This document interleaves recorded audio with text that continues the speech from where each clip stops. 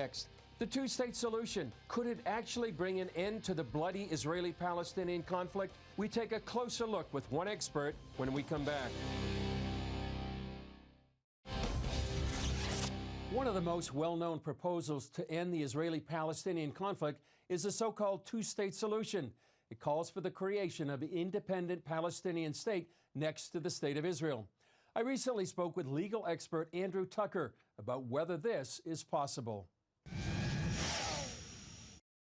Andrew Tucker, great to be with you again at CBN News. Pleasure to be with you, Chris.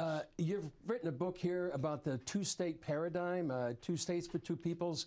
What's your main message in this book? Look, the Europeans, since 1973, the Yom Kippur War, have developed this policy, which they did in close collaboration with the Arab world, to support a Palestinian state. And that grew out of the Arab oil boycott of after October 1973. Europe was in a very difficult place, and they entered into the Euro-Arab dialogue with the Arab world. And part of that agreement was the support of the Palestinian cause, which is fine.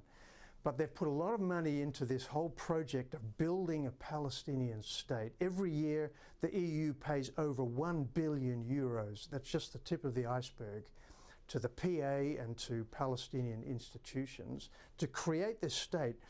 And it's not happening. Palestine is not a state. It's not because we don't want it to be a state, but because it's not creating the institutions of government that you really need if you're going to be a state based on the rule of law. So we feel the European approach is actually impeding peace by being so dogmatic about the legal situation. They say Israel has no claims whatsoever to East Jerusalem or to the West Bank. They say the land belongs to the Palestinians. And the occupation must come to an end. That's their policy. So all their time and energy is put into opposing Israel's position under the Oslo Accords. We think that's problematic. So this has been 50 years now, since 1973. That's correct. And it's still not working? What do you think? You live here, and it's not really working. You know, we've just had rockets being fired from Gaza. We know that Iran is very active in the West Bank, Palestinian Islamic Jihad, Hamas, but the Palestinian Authority is corrupt. It is not leading the Palestinian people as it should be. So we've created a failed state. And the last thing that the Middle East needs is another failed state. If this approach is not working, what would you suggest that would work? We think the best way to approach this is, first of all, external actors like the European Union shouldn't be dictating solutions to problems in the Middle East. I think we've learned that lesson over the last few decades. Afghanistan, Syria, Iraq.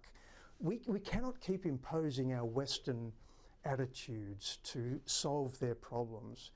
We think the only way forward is a bottom-up approach, facilitating, promoting Arab-Jewish cooperation and dialogue, and let them build the relationship that will lead to peace.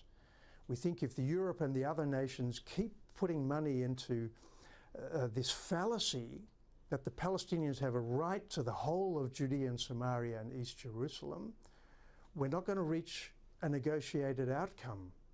And if it's not a negotiated outcome, it won't be a peaceful outcome. How do you address some of the ideology that seems to keep fostered generation after generation by the PA, for example, about the whole land being Palestinian? Yeah. Well, I think we have to address this, Chris. You're right. The Palestinian Liberation Organization is Israel's negotiating partner. It's not the PA or anybody else. It's the PLO. And the Palestine National Charter remains unchanged to this day. Arafat promised in 1993 to Clinton, I will amend the charter. We have the exchange of letters between Rabin and Arafat. It's never happened. The PLO charter still says Israel must be destroyed. So Europe needs to understand this. There's a whole ideology here about, not about creating a peaceful Palestinian state adjacent to Israel, but to undermining the Jewish state and creating this. They want one state from the river to the sea.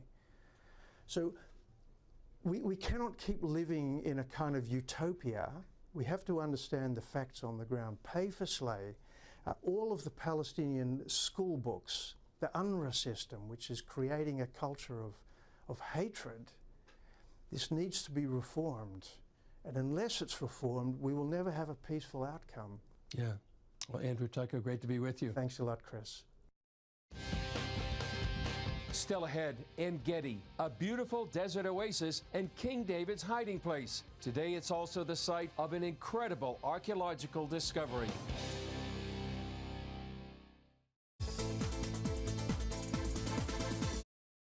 Nos enfrentamos a una sequía galopante en media Europa, no solo en España. Y que no te engañen, esto no va de más infraestructura